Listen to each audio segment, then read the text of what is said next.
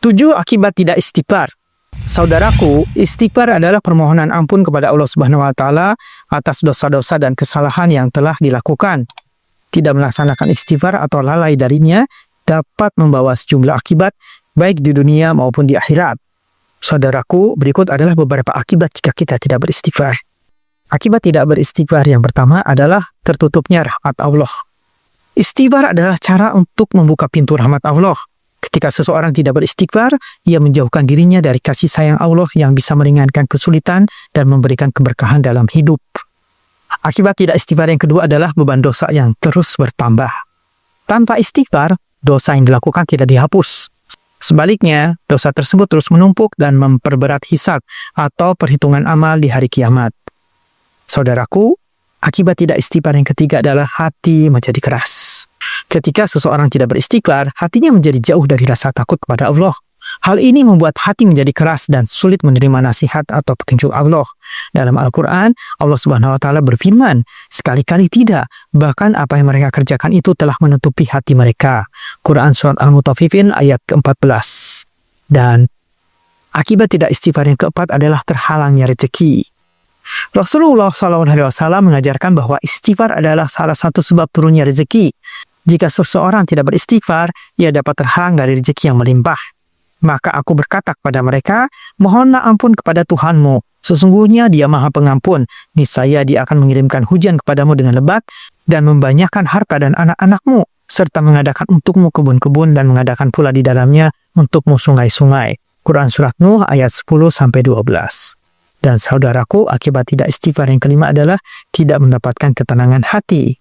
Istighfar membawa ketenangan hati karena mengakui kelemahan diri dan mengembalikan segala urusan kepada Allah.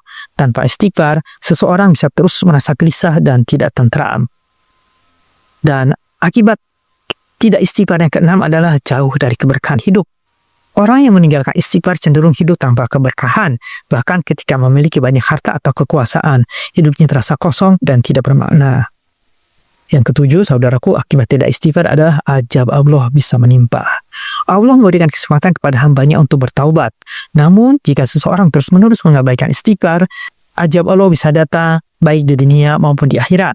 Dan Allah sekali-kali tidak akan mengazab mereka sedang mereka meminta ampun. Quran Surat Al-Anfal ayat 33. Saudaraku, menghindari akibat-akibat di atas dapat dilakukan dengan memperbanyak istighfar dan mengamalkannya dengan hati yang tulus. Rasulullah SAW bersabda, barang siapa memperbanyak istighfar, Allah akan menjadikan untuknya kelapangan dari setiap kesulitan, jalan keluar dari setiap kesempitan, dan memberinya rezeki dari arah yang tidak disangka-sangka. Hadis riwayat Abu Daud dan Ibnu Majah. Tentang istighfar ini, ada kisah dari 3 orang yang datang menghadap Imam Hasan Al-Basri. Imam Al-Qurtubi menyebutkan sebuah cerita dari Ibnu Sabih bahwasanya suatu hari ada seorang laki-laki mengadu kepada Hasan Al-Basri tentang kegersangan atau kemarau panjang yang ia alami. Maka Hasan Al-Basri berkata kepadanya, beristighfarlah kamu kepada Allah. Lalu datang lagi orang lain mengadu kepadanya tentang kemiskinan.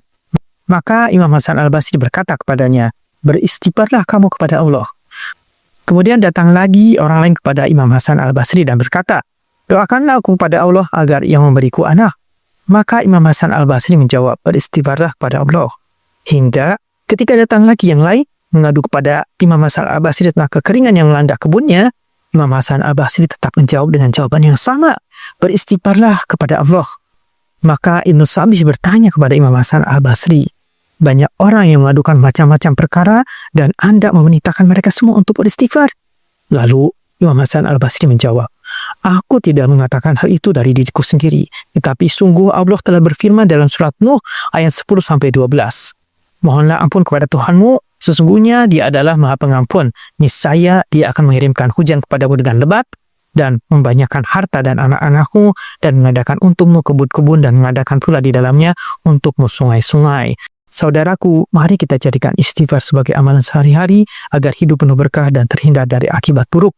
Amin ya rabbal alamin.